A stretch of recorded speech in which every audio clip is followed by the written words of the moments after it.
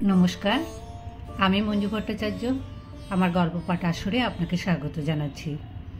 आज आमी पढ़ছি लियोनार्दो दा ভিঞ্চির संक्षिप्त जीवनी। मोनालिसा के ना शुनेছে এই ছবিটির নাম, প্রতিলিপি কে না দেখেছে। সারা বিশ্বের সর্বকালের বিস্ময়কর শিল্পকর্ম মোনালিসা, যে ছবিটিকে নিয়ে সারা জগতের বোদ্ধা মানুষের মধ্যে কয়েকশো বছর ধরে চলেছে তর্ক বিতর্ক আর গবেষণা।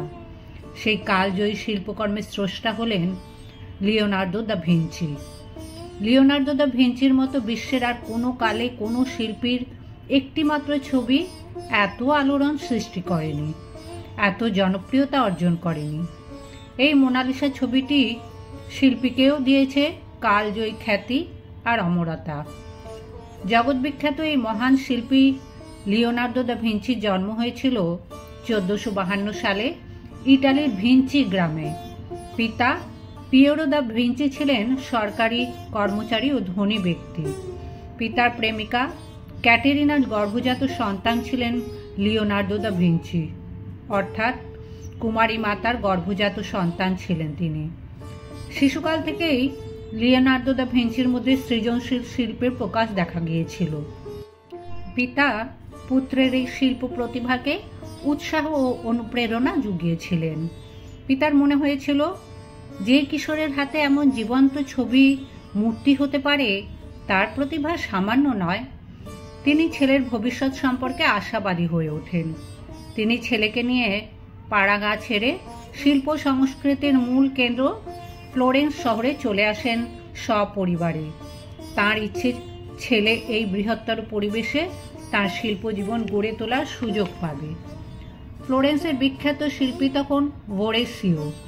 লিওনার্দোর অদম্য আকাঙ্ক্ষা আর শিল্প প্রতিভা লক্ষ্য করে ভোরেসিও তাকে কাছে টেনে নিলেন, সুযোগ দিলেন তার স্টুডিওতে কাজ করার।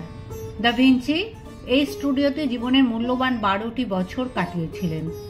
ছবি আঁকার পাশাপাশি দা ভিঞ্চি গণিত, ভূতত্ত্ব, চিকিৎসাশাস্ত্র, যন্ত্র প্রকৌশল ইত্যাদি বিষয়ের উপরেও পড়াশোনা করেন। 1486 খ্রিস্টাব্দে তিনি কর্মক্ষেত্র মিলান শহরে চলে আসেন। দা ভিঞ্চির শ্রেষ্ঠ চিত্রকর্মগুলোর মধ্যে দ্য লাস্ট সাপার বা শেষ নৈশভোজটি অন্যতম। ইটালির মিলান শহরের মারিয়া দেল গ্রাজি নামে একটি গির্জার দেওয়ালে তিনি এঁকেছিলেন ছবিটি।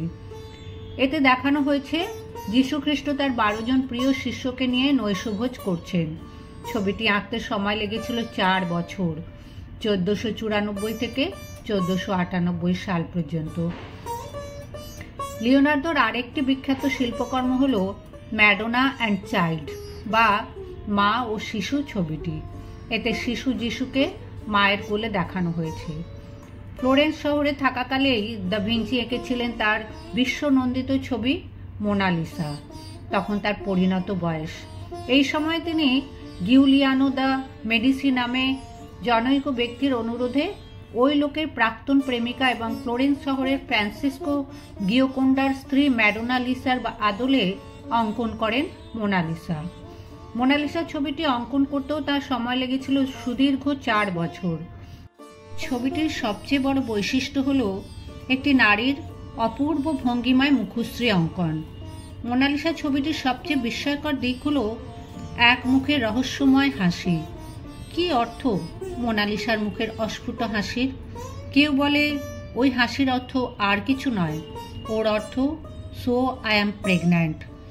দা ভিঞ্চির মতে ছবিটি নাকি অর্ধসমাপ্ত। লিওনার্দো দা ভিঞ্চি তৈলচিত্রের পাশাপাশি প্রচুর রেখাচিত্র অঙ্কন করেছিলেন। সেগুলো তিনি এঁকেছিলেন অধিকাংশই পেন্সিল আর কলম দিয়ে। লিওনার্দো দা ভিঞ্চি 1505 থেকে 1513 সাল পর্যন্ত মিলান শহরে কর্মবহুল জীবন কাটান। 1513 সালে তিনি যান রোমে। তাঁর জীবনের শেষ 2.5 বছর তিনি চাকরি করেন ফ্রান্সের তৎকালীন সম্রাট ফ্রান্সিসের অধীনে। বিশ্ববিখ্যাত এই মহান শিল্পীর মৃত্যু হয় 1513 খ্রিস্টাব্দের 2রা মে 61 বছর বয়সে। তাকে রাজকীয় সমাধি ক্ষেত্রে রাষ্ট্রীয় মর্যাদায় সমাহিত করা হয়।